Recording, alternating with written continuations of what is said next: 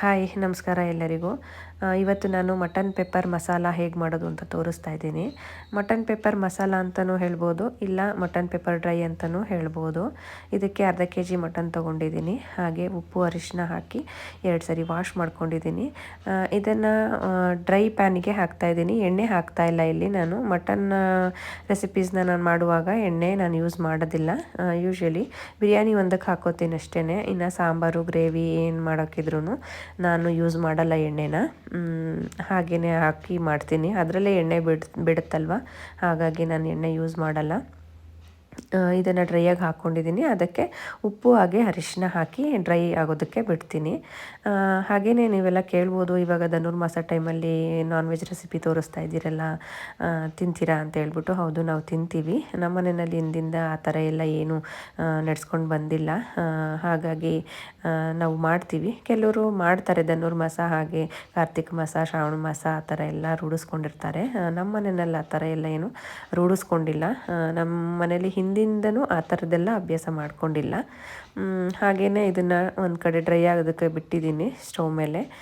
ಇನ್ನೊಂದು ಕಡೆ ಮಸಾಲೆ ಏನೇನು ಬೇಕು ಅಂತ ಹೇಳ್ಬಿಟ್ಟು ಹಾಕೋತಾ ಇದ್ದೀನಿ. ಇದಕ್ಕೆ 1 ಹಿಡಿ ಬೆಳ್ಳುಳ್ಳಿ ಹಾಕ್ಕೊಂಡಿದ್ದೀನಿ. ಹಾಗೆಯೇ ಒಂದು 2ರಿಂದ 3 ಟೇಬಲ್ ಸ್ಪೂನಷ್ಟು ಪೆಪ್ಪರ್ ಹಾಕ್ಕೊಂಡಿದ್ದೀನಿ. ಇದಕ್ಕೆ ಪೆಪ್ಪರೇ ಮುಖ್ಯ ಆಗಿರೋದ್ರಿಂದ ಪೆಪ್ಪರು ಎಷ್ಟು ನೀವು ಖಾರ ಜಾಸ್ತಿ ಬೇಕು ಅಂದರೆ ಪೆಪ್ಪರ್ನ ತಿನ್ನೋರಾದರೆ ಹಾಕ್ಕೊಳ್ಳಿ, ಇನ್ನೊಂದು ಸ್ವಲ್ಪ ಜಾಸ್ತಿನೇ.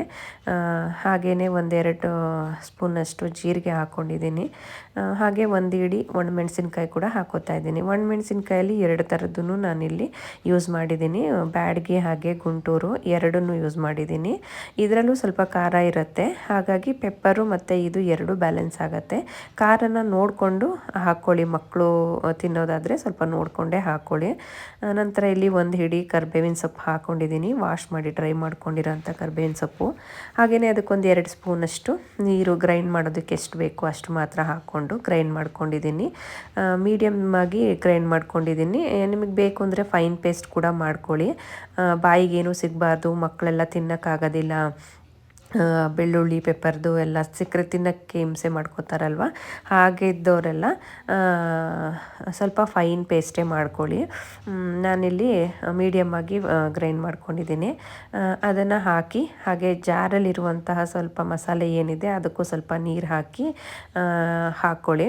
ಹಾಕ್ಕೊಂಡು ಒಂದು 2 ನಿಮಿಷ ಚೆನ್ನಾಗಿ ಫ್ರೈ ಮಾಡ್ಕೊಳ್ಳಿ. ಅದು ಸ್ವಲ್ಪ ಮಸಾಲೆ ಎಲ್ಲ ಮಟನ್ನಿಗೆ ಹಿಡಿಯೋ ತನಕ ಸ್ವಲ್ಪ ಫ್ರೈ ಮಾಡ್ಕೊಳ್ಳಿ. ಇದು ರೆಸಿಪಿ ಬಂದು ನಮಗೆ ದೊಡ್ಡವ್ರಿಗೆ ಚಿಕ್ಕವ್ರಿಗೆ ಎಲ್ರಿಗೂ ಇಷ್ಟ ಆಗುತ್ತೆ. ಸ್ವಲ್ಪ ಸ್ಪೈಸಿ ಇರುತ್ತೆ.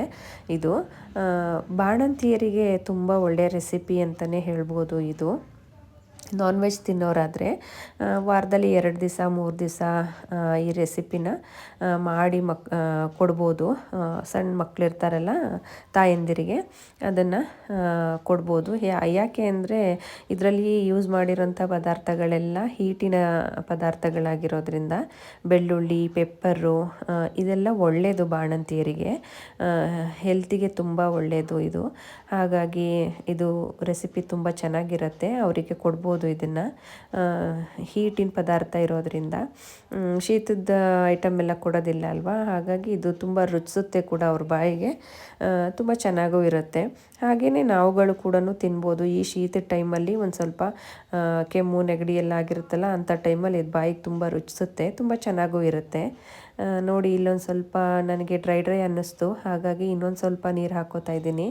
ಬೇಯೋದಕ್ಕೆ ಎಷ್ಟು ಬೇಕೋ ಅಷ್ಟೇ ನೀರು ಹಾಕ್ಕೋಬೇಕು ಇದನ್ನು, ಯಾಕೆಂದರೆ ಸಾಂಬಾರು ಥರ ಆಗಿಬಿಡುತ್ತೆ ನೀರು ಜಾಸ್ತಿ ಹಾಕ್ಕೊಂಡ್ರೆ. ಹಾಗಾಗಿ ಎಷ್ಟು ಬೇಕೋ ಅಷ್ಟು ಮಾತ್ರ ಬೇಯೋದಕ್ಕೆ ಹಾಕ್ಕೊಳ್ಳಿ. ಇಲ್ಲಿ ನೋಡಿ, ನೀರು ಜಾಸ್ತಿ ಅನ್ನಿಸ್ತಾ ಇದೆ, ಬಟ್ ಬೆಂದ ಮೇಲೆ ತುಂಬ ಚೆನ್ನಾಗಾಗುತ್ತೆ ಇದು. ಹಾಗೆಯೇ ನನ್ನ ಚಾನಲ್ನ ಯಾರೆಲ್ಲ ಸಬ್ಸ್ಕ್ರೈಬ್ ಮಾಡ್ದೇ ನೋಡ್ತಾ ಇದ್ದೀರಾ ಅವ್ರು ದಯವಿಟ್ಟು ಮಾಡ್ಕೊಳ್ಳಿ. ಹಾಗೆಯೇ ನನ್ನ ಫೇಸ್ಬುಕ್ಕು ಇನ್ಸ್ಟಾಗ್ರಾಮ್ನ ಫಾಲೋ ಮಾಡಿ. ನೋಡಿ, ನೀರು ಜಾಸ್ತಿ ಆಗಿತ್ತು ಅಂತ ಅನ್ನಿಸ್ತಿತ್ತಲ್ವ, ಇವಾಗ ಬೆಂದ ಮೇಲೆ ಯಾವ ಥರ ಆಗಿದೆ ಅಂತ ತೋರಿಸ್ತೀನಿ. ನೋಡಿ, ಫುಲ್ಲು ನೀರೆಲ್ಲ ಡ್ರೈ ಆಗಿ ಇಷ್ಟು ಥಿಕ್ನೆಸ್ಸಲ್ಲಿ ಬಂದಿದೆ ಗ್ರೇವಿ. ಇಷ್ಟಾದರೆ ಚೆನ್ನಾಗಾಗುತ್ತೆ. Thank you.